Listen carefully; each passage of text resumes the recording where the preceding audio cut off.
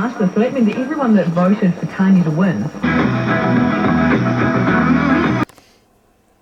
Hello everyone, here we've got really old electronic tube radio receiver.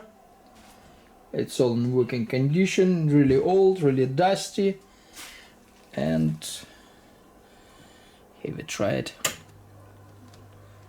Now we'll wait until those electronic wells getting hot.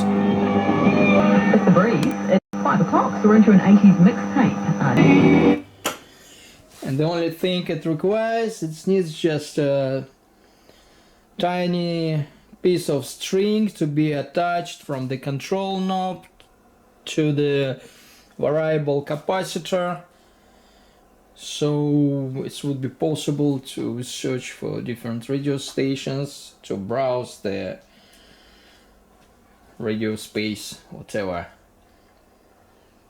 Now here's my antenna. It's going up. Just a piece of wire. And this is it. It's all running, and it's for sale on TradeMe.